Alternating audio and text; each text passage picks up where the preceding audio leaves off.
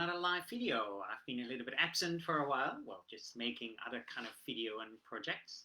So, well, here I am. I hope you are doing well these days. Yes, life has been strange, more corona here, more corona there, less corona there, etc. Lots of other elements in the world going around and around and around. So yeah, for me, I was really thinking about that the other day, and one of the issues we have is that we often get so distracted by everything. So within the system of Reiki, we have the precepts that do not anger, do not worry, be grateful, be true to your way and your being, and show compassion to yourself and others. And really, if you really think about it, that in a nutshell is telling us not to get distracted by the past, by the present, and by the future. So is really quite simple in a way, but at the same time, it's really, really difficult. So if you think about, for example, do not anger, well, often we are angry about something what just happened to us, so it's in the past, or what happened last week, or what happened 5 years ago, and we're still angry and worried about it. Angry. And then when we look at do not worry, it's often about the future. We worry, am I still going to have a job? Because nowadays that is not always the case. I have lots of friends who unfortunately have been, lost their jobs, been made redundant, etc.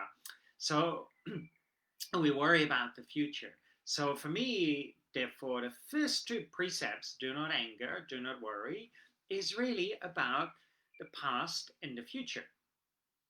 Now, nowadays, often you hear a lot, oh, stay in the now or stay in the present moment. But I think also sometimes people get a little bit confused with that. And ultimately, we also have to let go of the present moment. We have to let go of the now. And why is that? Because if we look at being grateful, right, for me, being grateful is really about letting go of the present moment of the now. Because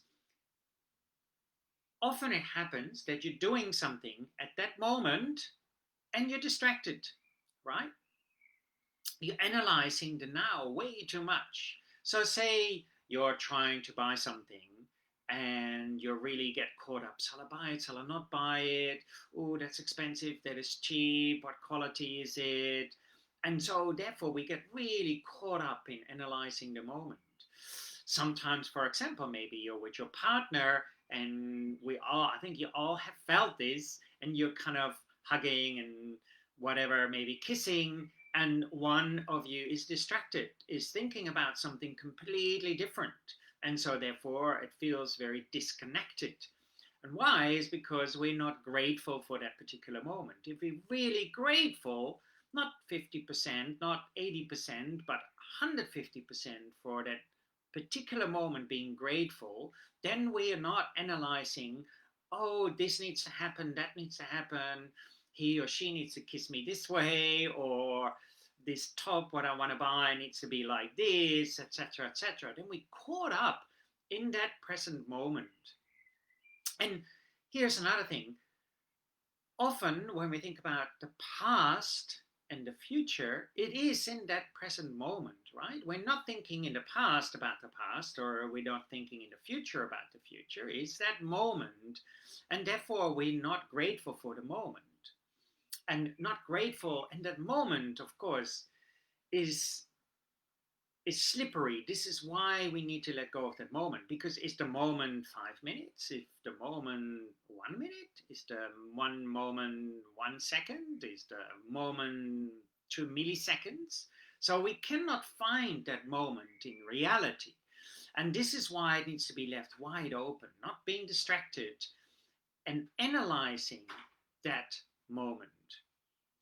And, for me, this is really important, but it's also one of the hardest parts, because we can kind of understand not getting distracted by the past, because the past, we know, if I carry the past with me all the time, it becomes very heavy, really discomfort, like I can carry something what is light. Let me have a look. Here, I have something very light, some shoelaces.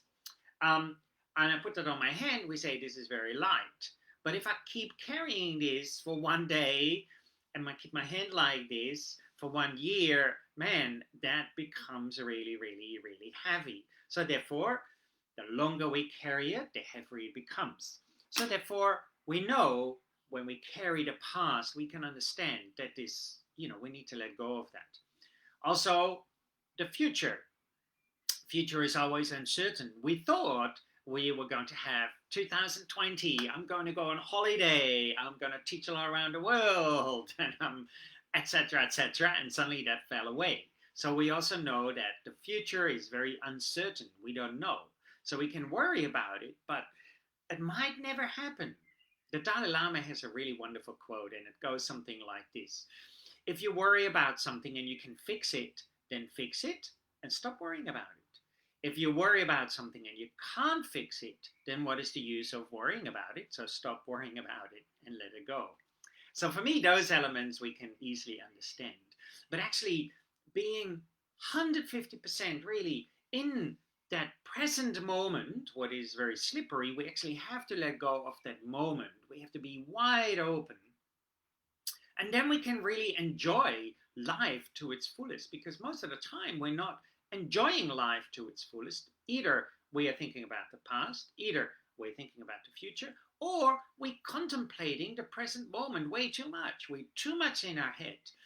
I was watching this wonderful series the other day, and it's a Spanish series called The Pier, and in it I can't remember the exact phrase, but the woman said, if you label desire, you're limited.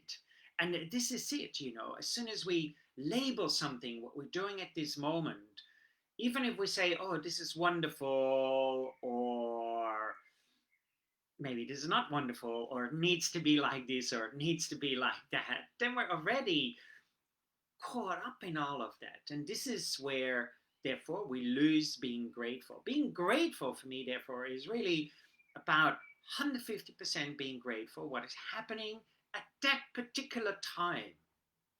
So, therefore, the precepts: do not anger, do not worry, past, future. Grateful, being present, in the present moment. And when we open that up, when we're not attached to all of these, so when we're not carrying a lot of the past, when we're not focusing a lot about the future, when we're not constantly analyzing this present moment, right, then we can be really true to our way in our being. So, and then from that being true to our way in our being, compassion comes forward, pure compassion. And that pure compassion is something what exists already inside everybody. It's not something we have to acquire from the outside. It is our innate, beautiful, great, bright light. And it's like water is wet. I cannot take the wetness out of water, right? And so that quality of this innate, great, bright light is compassion. But to have that pure compassion come forward, we need to let go of the past, the present, and the future. Or, as they call it, we have to let go of the 3 times. And this is really why we practice. Why we practice, first of all, really focusing. Like, for example, in the system of Reiki, we do these meditation practices: breathing in the hara, centering, grounding. So the more we breathe into the hara in a really focused way, the less we're going to be distracted by the past and the future. But if I'm sitting there breathing in the hara and I'm analyzing my meditation, is it going good? I can't do it. Oh man, that's difficult. Oh yes, I'm feeling all these wonderful, great things. Then I'm distracted.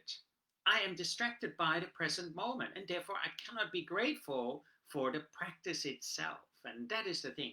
In Japanese, they call it just practice. So when we just practice, we're not analyzing that present moment. And if we can do this, and this is why we sit on our butt and we do these meditation practices, or chanting, for example, when we do these kind of practices, sitting on our butt for 10 minutes, for 20 minutes, for 45 minutes, day after day, right, then it becomes easier to do this in daily life.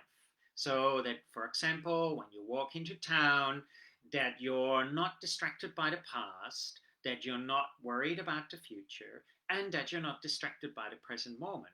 that moment then becomes very fluid. It becomes very open. Things come and go, but we're not clinging to it. We're not distracted by it.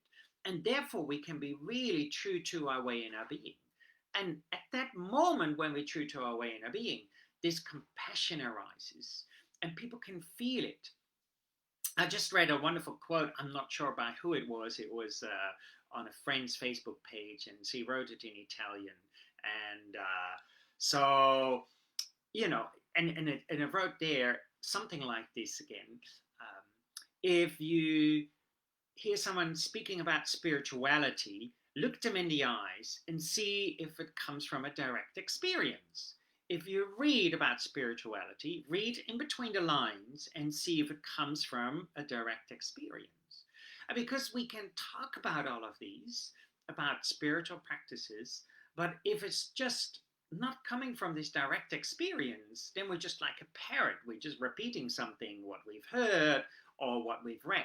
But when we have that direct experience of letting go of the past, present, and future, and we can be really true to our way in our being, and that compassion, then people can feel it.